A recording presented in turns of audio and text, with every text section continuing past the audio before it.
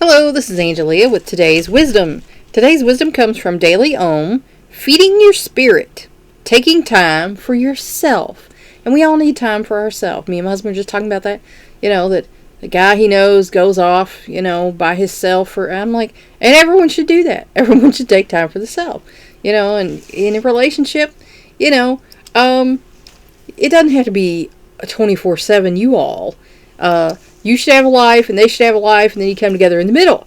And if you don't, like I said, a person can't be your life. They can be a part of your life, but they can't be your life. And that's healthy.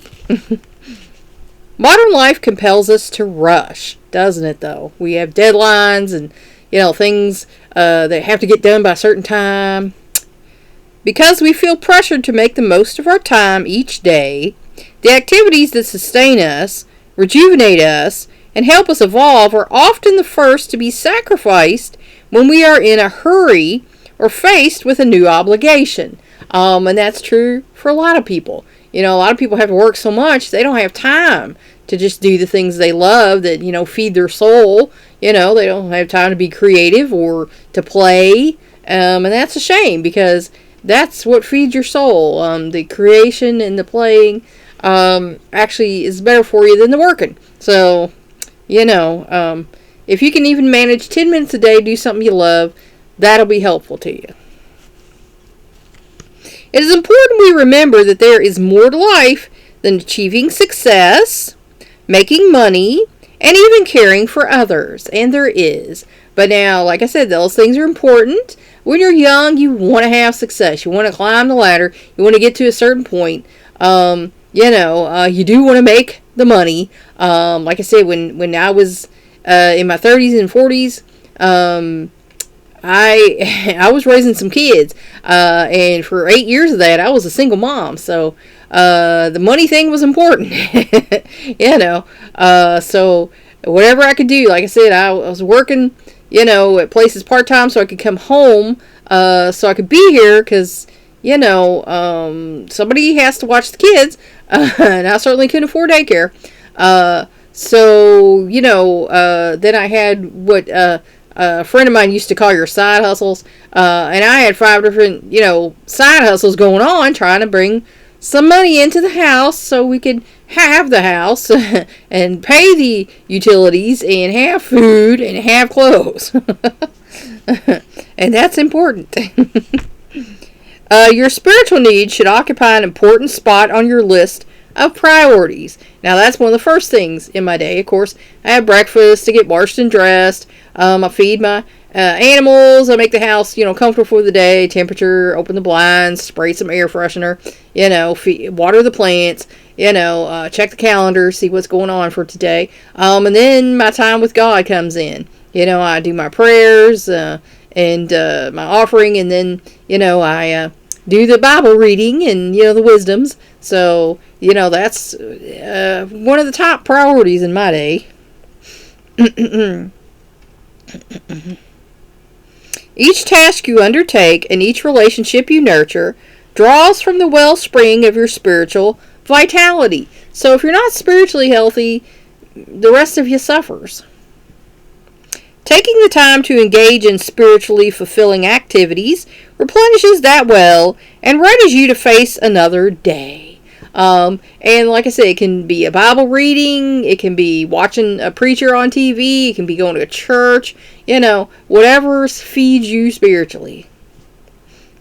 Going out in time with nature. I used to go out and sit in the swing when I didn't have people, with guns popping each other off back behind my house and people, spying on me, yelling at me through the fence and things. I used to enjoy going out in my backyard and sitting in my swing and, listening to the birds and things and watching the squirrels hop around.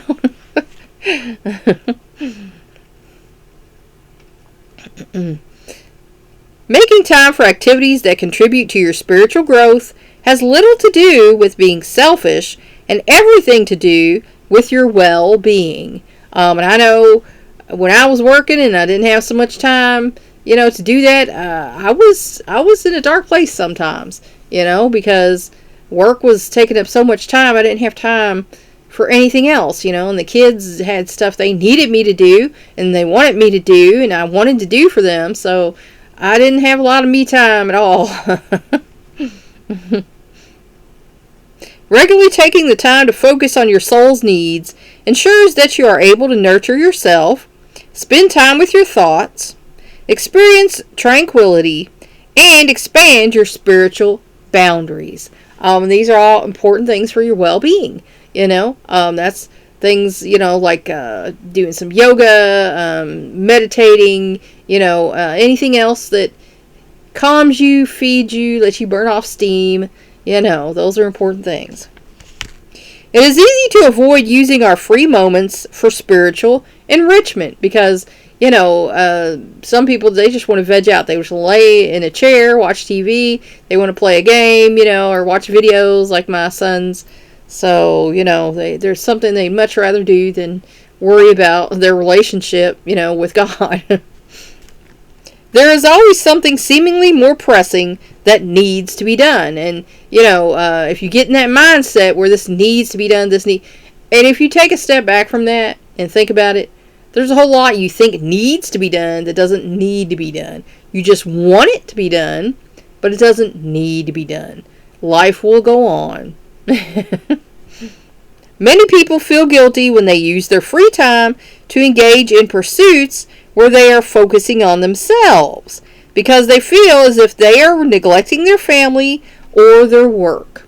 There's the analogy, you can't pour from an empty cup, you have to pour from your overflow. So if you're not taking care of yourself and you're not in a good place, you're not giving others your best. And, I want to give others my best. So if I'm not in a good place, like yesterday, I took a mental health day off, an emotional health day off, because my son just bought a house. His girlfriend's car broke down. Now he finds out he's getting laid off, so he has to go and find another job with this house payment. He just got the house in December hanging over his head. So, I was all upset for him, and I cried for him, and, I asked people to pray for him because, that's a terrible thing. If I need the emotional break, not to worry about, am I going to get this done today? I take the break. I stop. I do things that make me feel better, because I know if I'm giving you crap, if I'm teaching you crap, I'm not going to be happy with myself. So, I don't want to give you something I wouldn't want myself. So, to make time for yourself, it may be necessary to say no to people's requests or refuse to take on extra responsibilities. And I've done that many a day. I said, no, I'm not interested in that. No, I'm not going to do that. That would take time away from whatever, the more important thing I felt was. And I've had people get mad at me. And I had some older ladies get PO'd at me because I put my kids first. There was one who wanted me to do this thing with her. And I was like, my son has a soccer game. I have to go to the soccer game. So, you don't take this serious. You're not a good friend. Whatever. If that's the way you feel about it, you can keep walking. Because the kiddos will always come before the friends. Sorry, that's not cool with you. Get over it. Or get lost. And extra responsibilities. When I was working for a home improvement place for like 12 years.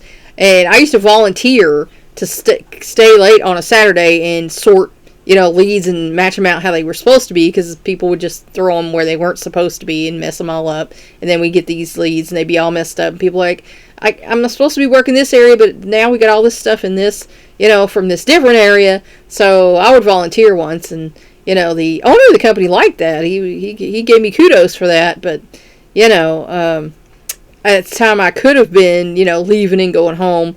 But at the time, my husband was doing okay on Saturdays, taking care of the kids. That changed later on. But, in other places, I've taken a lot of responsibilities. I worked at a psychology group where I was the assistant office manager, according to the office manager at the time. Now, I heard that story changed later on, but I was told I was the assistant office manager by the manager, so that's what I was. But I took on a lot of extra responsibilities because she said she knew I had the kids and I was single and, I needed to be there full time to make more money. But in all honesty, I think she just didn't want to do it, and she handed it off to me.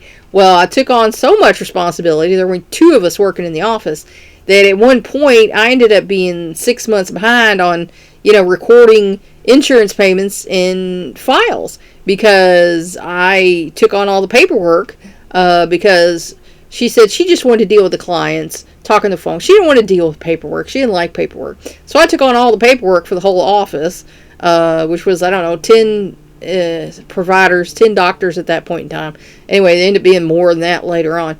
But when a new office manager came in, she realized I was doing all the work in the office. The other lady was kind of sitting there talking to people. So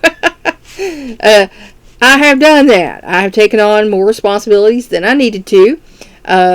So that's an easy thing to do, especially, if you feel like you're accomplishing something and they need you and whatever. Scheduling 15 or 30 minutes of time each day for your spiritual needs can make you feel tranquil, give you more energy, and allows you to feel more in touch with the universe. And it does. Everybody needs a break. Everybody needs a breather.